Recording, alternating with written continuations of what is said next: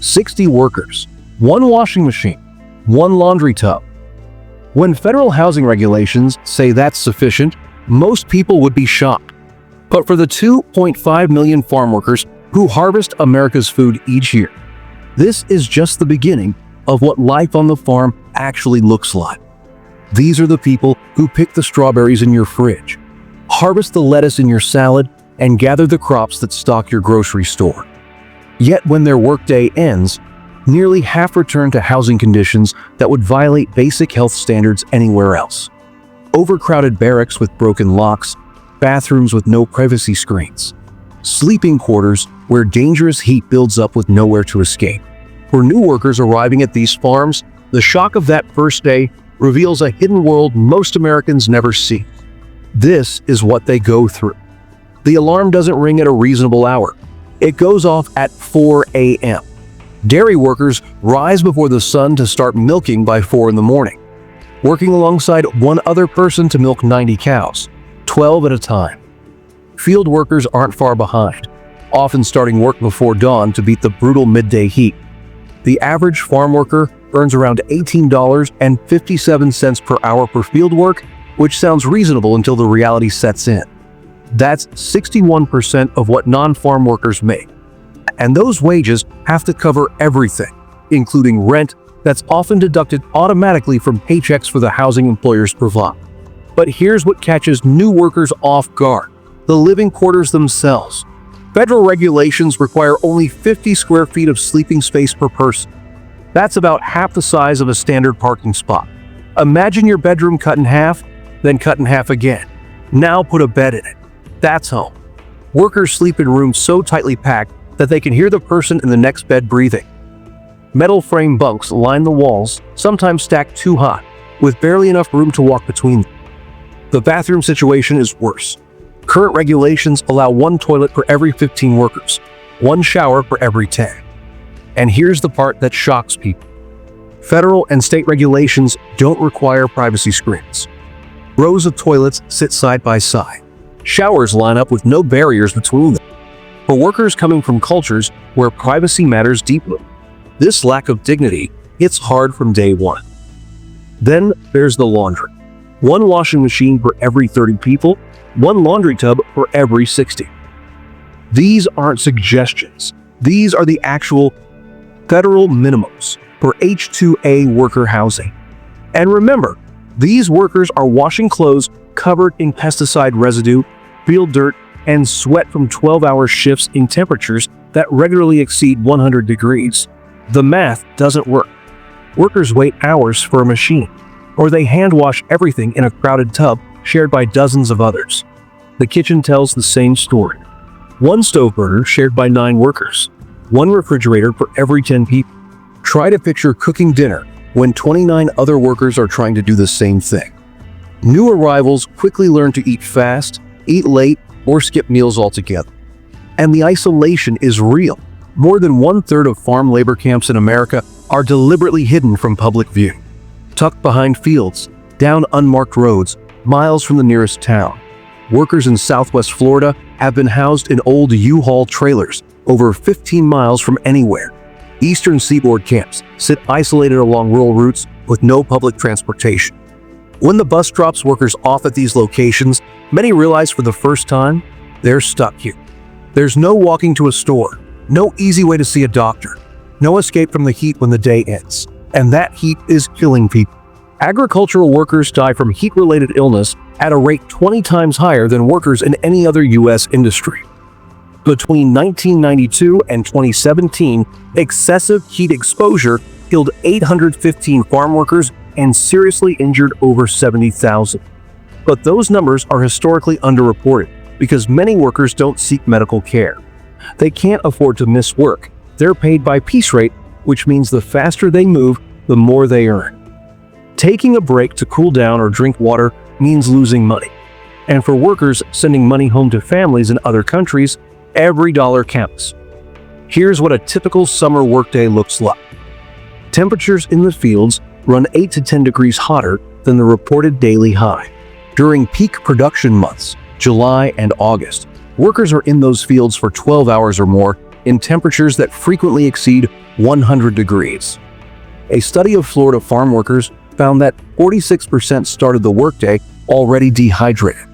By the end of the shift, 66% were dehydrated. 11% experienced serious heat-related symptoms: fainting, confusion, dizziness, cramping, nausea, vomiting. These aren't just uncomfortable symptoms. They're warning signs of heat exhaustion and heat stroke.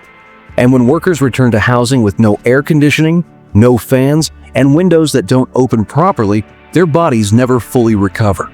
They wake up the next morning already dehydrated, already suffering from symptoms of heat stress from the day before, and head back to the fields. The housing itself becomes a health hazard. Studies of North Carolina farm worker housing found water damage, mold, and dangerous heat indices in most rooms. Dampness and poor air quality increase the risk of respiratory problems and asthma attacks. Pest infestations are common. Structural damage goes unrepaired. In one Indiana inspection, investigators found housing with no proper heating equipment and water pooling around bathroom sinks.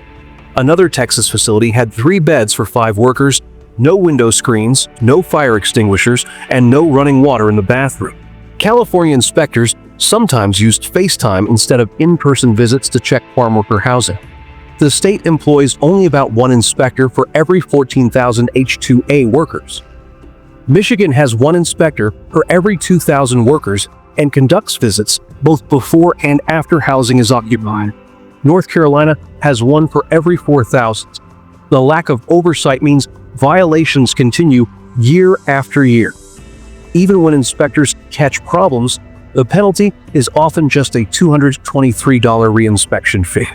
Employers fix the immediate issue, pass inspection, then conditions slide back, and workers rarely complain.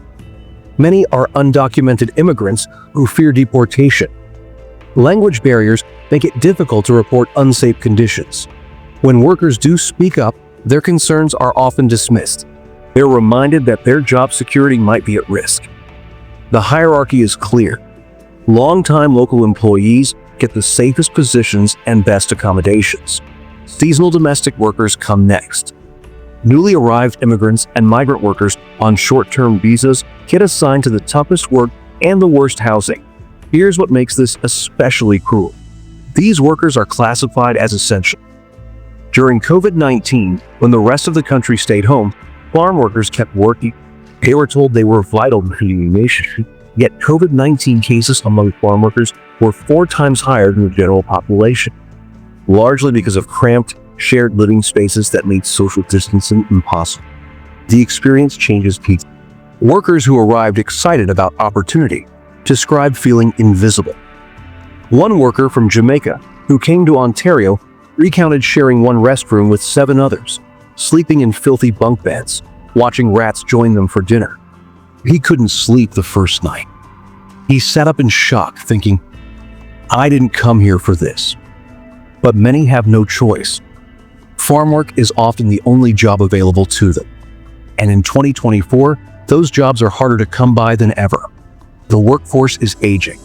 The share of newcomers to farming, workers whose migration patterns aren't yet established, has dropped from 22% in 1998 to 2000 to just 3.6% now. That decline reflects the slowdown in migration from Mexico to the United States since 2007. Meanwhile, wages are rising slightly but still lag far behind. Labor costs have never been higher for farmers, yet worker conditions haven't improved proportionally. This creates a strange paradox. America depends on farm workers to put food on every table. The agriculture industry is worth billions. Yet the people doing the actual harvesting live in conditions most Americans would never tolerate for a single night. A 1965 government program tried to replace Mexican farm workers with American high school students. The program was called AT. Students from San Diego were bused to California's Colorado desert to pick cantaloupes. They worked 6 days a week with Sundays off. They weren't allowed to go home during their stint. One student remembered the first day vividly. Work started before dawn. The wind felt nice at first. Then the sun came up. Everyone looked at each other and said, "What did we do?" By 9 a.m., it was 110 degrees. The housing was dilapidated barracks. Most students quit within weeks. The program was a failure. It revealed a truth that still holds today. It's not about work ethic. It's about the fact that these conditions are inhumane, and most people won't accept them unless they have no other option. Drop a comment below if you've ever wondered where your food actually comes from, and who's doing the work to get it to your table. The daily routine grinds workers down. Wake up at 4 a.m. Shower in a stall with no privacy while a line of coworkers waits their turn. Make breakfast on a stove shared with dozens of others. Pile onto a bus or truck. Spend 12 hours bent at a 90-degree angle in blazing heat. Return to crowded housing with no way to properly cool down or recover. Eat dinner. Wash pesticide-covered clothes by hand because the washing machine is still occupied. Sleep fitfully in a room where heat indices reach dangerous levels and the person in the next bed is close enough to touch. Wake up before dawn and do it all again. For new workers, the culture shock is intense. Many came expecting hard work and were prepared for physical labor. They didn't expect to be treated as less than human.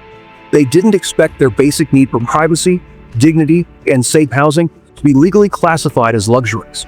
The psychological toll is real. Workers describe feeling isolated, homesick, invisible.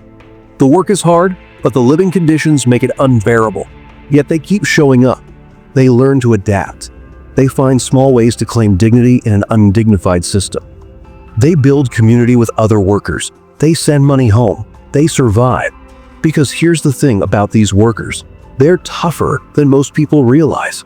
They're more resilient than the system that exploits them. And they understand something that consumers shopping for strawberries at the grocery store don't. The real cost of cheap food isn't printed on the price tag. If you found this eye-opening, hit that like button and subscribe for more deep dives into the systems that run our world. Thank you for watching.